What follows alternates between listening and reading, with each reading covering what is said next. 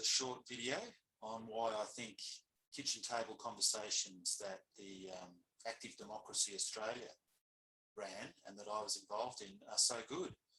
And just to start off with, the reason they are so good is because it's a conversation that's about listening rather than people arguing with each other or trying to convince each other of different points of view. So the kitchen table conversation, because of COVID, we couldn't have it in someone's kitchen. So we had it over Zoom, and I just got an email explaining the basic ground rules, which was really to treat people with respect and to listen to each other and to collectively get more wisdom out of listening to a diverse range of points of view rather than just hearing everybody trying to convince everyone else of their position, which is what you often see in, people talking about issues. So that's the real strength of the kitchen table conversation process is it's a deep form of listening and treating people with respect with different points of view. I got the email. I brought along a pencil, and on a piece of paper when I met everybody else, there was about 8 or 9 people there. The hosts just introduced the process, and we drew a circle like a clock face and identified a place on the circle where each person was sitting. So as if we were sitting around a campfire and we were sitting in a circle, and that was going to be the turn-taking order for how we spoke. And we could go, we tried different directions going around the circle just to mix it up a bit. And as well as the host, there was a person who was dedicated to just taking notes of the conversation so that we could have a look at our collective perspectives after the meeting. And we didn't know how it was going to go, but we started off with by looking at 4 questions. And we maybe had about an hour and a half or 2 hours.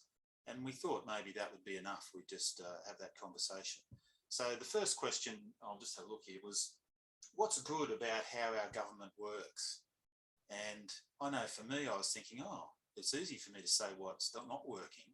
But when I started to look at what does work well, and then I heard everybody else say that in the way they took their turn, I thought, that's really good. I could see a few different perspectives.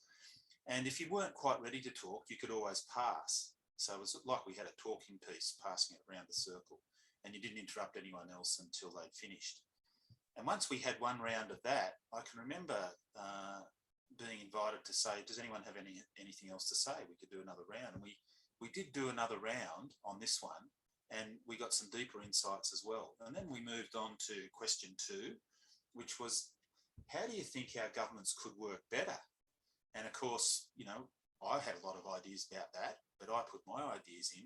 But the interesting thing was that I was hearing really valuable perspectives from every other person. And I thought, wow, isn't it great that there's all these ideas, and it helped me clarify my own thinking and get deeper insights as well from others. And then the next question we did is, what do you see as the job of your Member of Parliament? And how well is our Member of Parliament doing?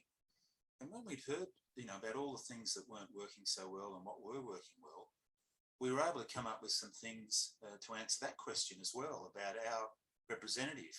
Because, that's really the only person we've got any choice about to go into our parliament. We don't vote for the Prime Minister unless the Prime Minister's in your electorate. So it's very different from the way the media portrays it all. And we were actually getting some really deep insights about how we could see our MP being more effective representing us. And we'd written that down without any conflict with each other at all. We were just listening to each other.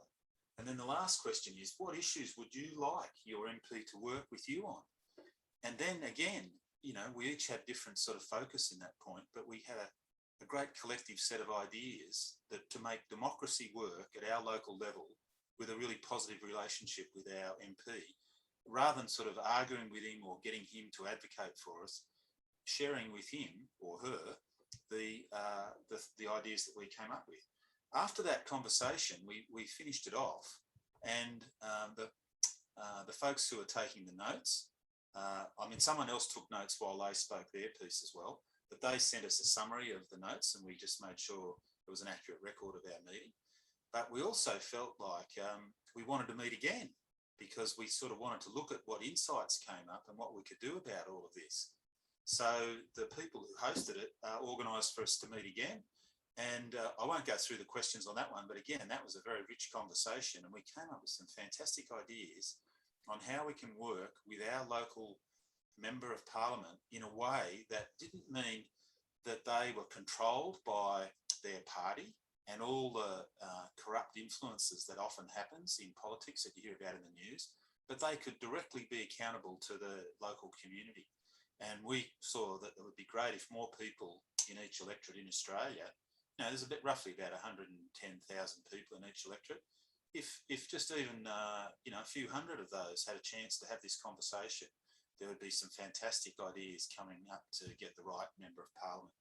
So if you're interested in that sort of stuff, you have a look at the Active Democracy Australia website, and there's some kits there on how to do a kitchen table conversation. And that's it from me. My name's Mark Spain. See ya.